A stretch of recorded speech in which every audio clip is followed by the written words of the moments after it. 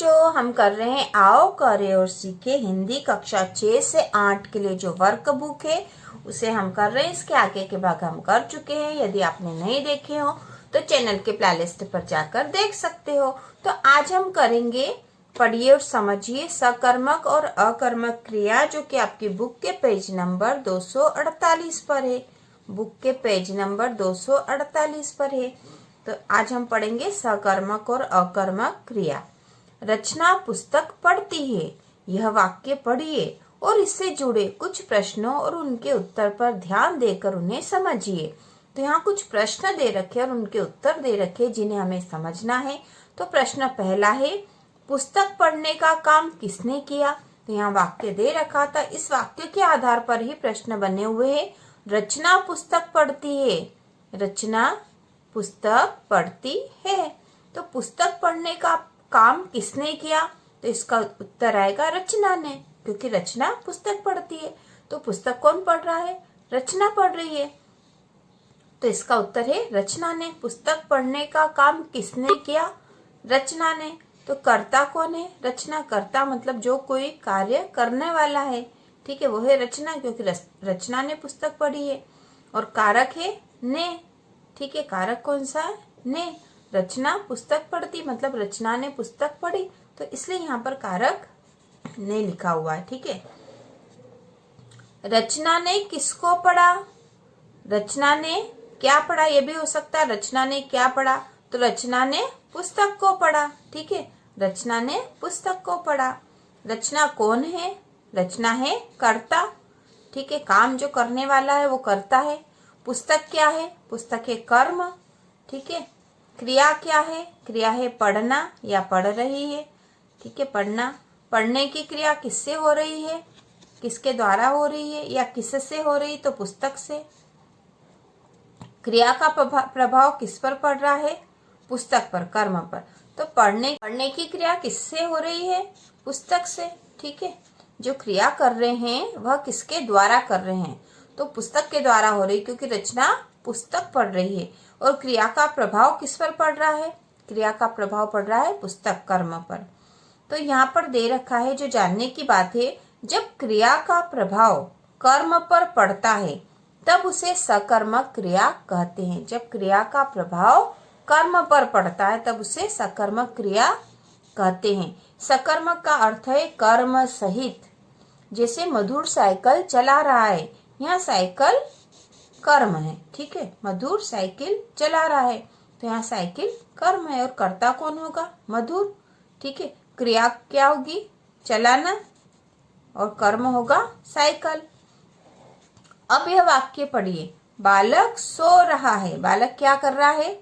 बालक सो रहा है। तो कर्ता कौन है? कर्ता बालक है, ठीक है। क्रिया क्या हो रही है? सोना, ठीक है। लेकिन क्या इसमें कुछ कर्म हो रहा है? सोने का काम किसने किया? सोने का काम किसने किया? बालक ने, ठीक है। सोने का काम किसने किया? बालक ने। अब इसके आगे का पेज है 249 है, पेज नंबर है 249। बालक ने किसकी सोचा? बालक ने क्या सोचा? ठीक है, बालक ने क्या सोचा? स्वयं को, कर्ता को। यहाँ कर्म का अभाव है, ठीक है, कर्म नहीं है यहाँ पे, केवल कर्ता और क्रिया ही थी। क्रिया क्या है? सोना या सो रहा है। क्रिया का प्रभाव किस पर पड़ रहा है? क्रिया का प्रभाव बालक पर ही पड़ रहा है, क्योंकि यहाँ कर्म तो है ही नहीं। विशेष यदि क्या किसको का उत्तर कर्म के रूप में मिलता है तब क्रिया सकर्मक होती है। जब क्या किसको का उत्तर कर्म के रूप में मिलता है, जब हम उस वाक्य से, यदि हमारे सामने कोई वाक्य होगा और उसमें हम क्या या किसको वाला प्रश्न पूछेंगे और उत्तर यदि हमें कर्म के रूप में मिलता है तो अब वहां सकर्मक क्रिया होती है। जानिए, जब क्रिया का फल या प्रभाव कर्ता पर पड़ता है, जब क्रिया के फल का प्रभाव कर्ता पर पड़ता है और कर्म प्रत्यक्ष अप्रत्यक्ष का अभाव होता है, तब अकर्मक क्रिया होती है। कर्म का अभाव है, चाहे वो प्रत्यक्ष या अप्रत्यक्ष हो, तो क्रिया जो होगी वो अकर्मक क्रिया कहलाती है। जैसे असलम हंस रहा है। असलम क्या कर रहा है? हंस रहा है। किसको कर रहा है? तो असलम को कर रहा है। तो यहाँ पे हंसना में कोई कर्म नहीं है, ठीक है। रोजी चल रही है। रोजी क्या कर रही है, चल रही, तो चलना तो क्रिया हो गई। ठीक है, किसके द्वारा चल रही है, ऐसे का उत्तर यहाँ पर नहीं आएगा। तो यहाँ पर रोजी जो है कर्ता है, चलना है क्रिया, लेकिन कर्म का अभाव है। ठीक है, उपयुक्त वाक्यों को इस तालिका में यथा स्थान लिखकर समझिए और खाली स्थान भरिए। तो यहाँ पे वाक्यों को पढ़ के हम समझेंगे और खाली स्थान में भरेंगे तो आपको और स्पष्ट हो जाएगा कि कर्ता, कर्म और क्रिया में क्या अंतर है। तो कर्ता ने कर्म को, ठीक है, क्रिया, सहायक क्रिया, क्रिया का प्रभाव कर्म पर हो रहा है या कर्ता पर, और क्रिया के भेद। तो क्रिया के दो भेद है, हमने पढ़ लिए ऊपर ही, सकर्मक क्रिया और अकर्मक क्रिया। सकर्मक क्रिया वो होती है जहां पर जिसके साथ कर्म होता है, ठीक है, कर्म होता है, वो सकर्मक क्रिया है। और जिस वाक्य में कोई कर्म नहीं होता है वहां पर वो अकर्मक क्रिया होगी। तो पहला जो वाक्य दे रखा है, रचना पुस्तक पढ़ रही है, रचना पुस्तक पढ़ रही, तो रचना क्या पढ़ रही है, पुस्तक पढ़ रही। जब क्या का उत्तर हमारे पास आ गया है तो ये कर्म है। ठीक है, तो क्रिया का प्रभाव कर्म या कर्ता, पुस्तक पर। रचना पुस्तक पढ़ रही तो क्रिया का प्रभाव किस पर है, पुस्तक पर। तो पुस्तक क्या है, कर्म, और क्रिया का भेद है सकर्मक क्रिया, क्योंकि इसमें कर्म है पुस्तक। ठीक है, बालक सो रहा है, बालक सो रहा है, बालक क्या कर रहा है, सो रहा है। ठीक है, तो बालक सो रहा है, तो यहाँ पर क्रिया का जो प्रभाव है बालक, कर्ता पर ही आ रहा है। ठीक है, कर्ता पर ही आ रहा है, तो यहाँ कोई कर्म नहीं है, तो ये कौन सी क्रिया हो गई, अकर्मक। फिर तीसरा वाक्य है, मधुर साइकिल चला रहा है, मधुर क्या चला रहा है, साइकिल चला रहा है, तो यहाँ पर साइकिल क्या है, कर्म है। तो यहाँ पे क्रिया का प्रभाव किस पर आ रहा है, साइकिल पर। ठीक है, किस पर आ रहा है, साइकिल पर। और ये कैसी क्रिया है, सकर्मक। ठीक है, सकर्मक क्रिया है। असलम हंस रहा है, असलम क्या कर रहा है, असलम हंस रहा है। तो यहाँ पे क्रिया का प्रभाव कर्म पर आ रहा है या कर्ता पर, कर्म पर आ रहा है, तो यहाँ पे कर्म है असलम। ठीक है, यहाँ पर क्रिया का प्रभाव किस पर हो रहा है, कर्ता पर हो रहा है। ठीक है, कर्ता पर, कर्ता है असलम। ठीक है, असलम हंस रहा, असलम क्या कर रहा है, हंस रहा है। तो यहाँ पर कोई कर्म नहीं है, तो यहाँ पे क्रिया का भेद है अकर्मक क्रिया, अकर्मक क्रिया। ठीक है, रोजी तैर रही है, रोजी क्या कर रही है, रोजी तैर रही है, रोजी किसको कर रही है, तो उसका कोई उत्तर नहीं आएगा। तो यहाँ पर आएगी, तो यहाँ हमें लिखना है क्रिया का प्रभाव कर्म पर है या कर्ता पर, तो कर्ता पर ही है, रोजी पर ही है। ठीक है, तो यह कैसी क्रिया हो गई, अकर्मक। ठीक है, अकर्मक क्रिया है। बिल्ली दूध पी रही है, तो बिल्ली क्या पी रही है, तो तुरंत उसका उत्तर आएगा बिल्ली दूध पी रही है। तो यहाँ पर क्रिया का प्रभाव किस पर है, कर्म पर, तो दूध यहाँ पर कर्म है, और क्रिया का भेद हो जाएगा सकर्मक क्रिया, सकर्मक क्रिया। ध्यान दीजिए, अब हमने ऊपर समझ लिया है सकर्मक और अकर्मक क्रिया किसे कहेंगे, हमें अच्छे से समझ में आ गया है। अब यहाँ ध्यान दीजिए, लिखा है चिड़िया चुग रही है, वाक्य में कर्म का पता नहीं चल रहा है ना, चिड़िया क्या चुग रही है, इसका उत्तर आएगा नहीं आ रहा है, तो कर्म का प्रभाव नहीं चल रहा है। पर यह सिद्ध है कि कुछ न कुछ तो चुग रही है, अतः यहाँ कर्म अप्रत्यक्ष होने पर भी यह वाक्य सकर्मक होगा। कर्म तो यहाँ पे अप्रत्यक्ष है, प्रत्यक्ष रूप से नहीं है। चिड़िया क्या चुग रही है, हमें इसका उत्तर नहीं मिल रहा, लेकिन चिड़िया चुग रही है, तो यहाँ पे कर्म कैसा है, अप्रत्यक्ष है, इसलिए यह कैसी क्रिया होगी, वाक्य कौन सा होगा, सकर्मक होगा। ठीक है, सकर्मक वाक्य होगा, क्योंकि यहाँ पे कर्म अप्रत्यक्ष है, प्रत्यक्ष रूप से पता नहीं है, लेकिन तो भी यह सिद्ध है कि कुछ न कुछ तो चुग रही है, क्योंकि चिड़िया चुग रही है।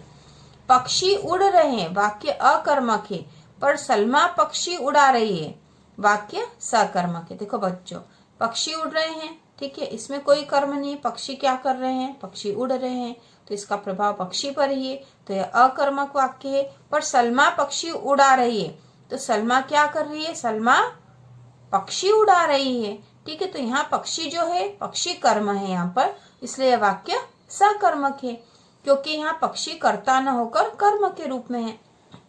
उसी प्रकार बालक कूद रहा है। बालक क्या कर रहा है? कूद रहा है। तो कूदना तो क्रिया हो गई है, ठीक है।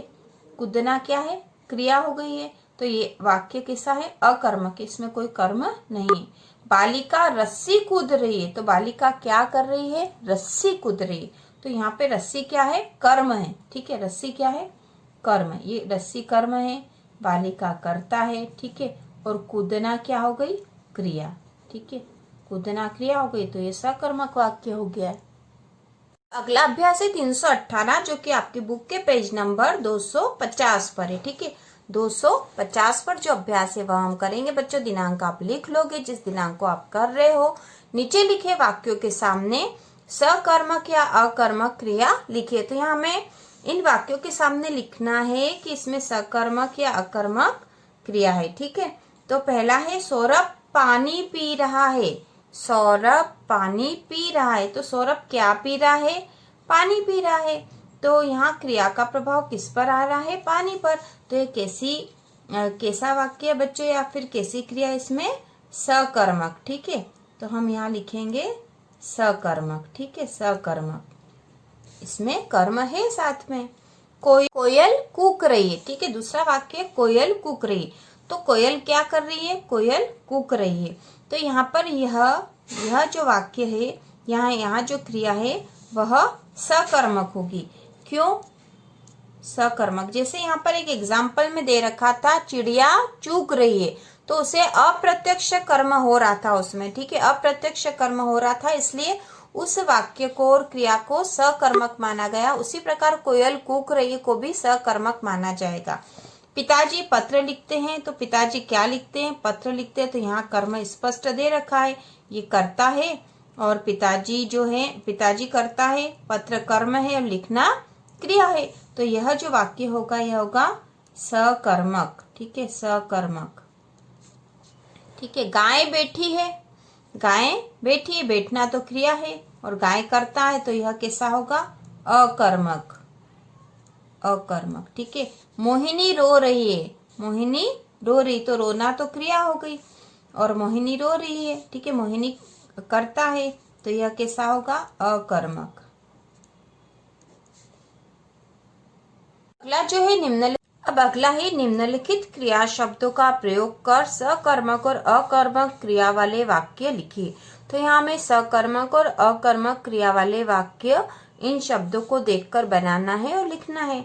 तो हंस, ठीक है। हंस, तो हम यहाँ लिखेंगे मोहन, मोहन हंस रहा है। मोहन हंस रहा है, ठीक है। मोहन क्या कर रहा है? मोहन हंस रहा है। तो यह कैसी क्रिया वाला है? अकर्मक, ठीक है। यहाँ पे अकर्मक है, ठीक है। अकर्मक, क्योंकि हंसना तो क्रिया हो गई और मोहन हंस रहा है, तो यहाँ अकर्मक है।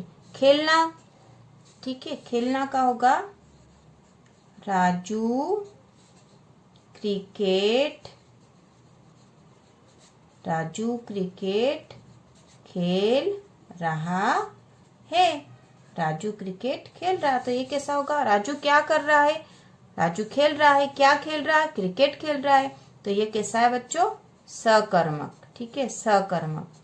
राजू करता है, खेलना क्रिया है और क्रिकेट कर्म है। फिर हम दौड़ से बनाएंगे। दौड़, वह दौड़ रहा है। वह दौड़ रहा है या वह दौड़ता है। तो वह करता हो गया और दौड़ना क्या हो गई? क्रिया, और ये सहायक क्रिया। तो दौड़ना जो है क्रिया हो गई। तो यहाँ पर हम बोल देंगे कि कर्म तो कुछ भी नहीं है ना, वह क्या कर रहा है? वह दौड़ रहा है। तो यह होगा अकर्मक, ठीक है। अकर्मक। फिर है काटना, काटना, वह सेवफल काट रहा है। वह सेवफल काट रहा है, ठीक है। वह सेवफल काट रहा है, तो वह करता है, ठीक है। क्या कर रहा है? काट रहा है। क्या काट रहा है? सेवफल काट रहा है। तो यहाँ पे कर्म है साथ में, तो यह हो जाएगा सकर्मक, ठीक है। सकर्मक। फिर अगला शब्द है उछल। रानी, रानी उछल रही है या रानी उछलती है। ठीक है, रानी उछलती है। तो यहाँ पे रानी क्या कर रही, रानी उछलती, उछलना तो क्रिया हो गई और रानी करता है, लेकिन यहाँ कर्म कुछ भी नहीं है, तो यह कैसा हो जाएगा, अकर्मक। ठीक है, अकर्मक। फिर है बेलना, अगला है बेलना। ठीक है, तो बेलना से हम बनाएंगे माँ रोटी बेल रही है, माँ रोटी बेल रही है। तो माँ क्या कर रही है, माँ रोटी बेल रही है। ठीक है, क्या बेल रही है, रोटी बेल रही है। तो माँ करता है, बेलना क्रिया हो गई और रोटी कर्म हो गया, तो एक ऐसा वाक्य हो जाएगा सकर्मक। ठीक है, सकर्मक।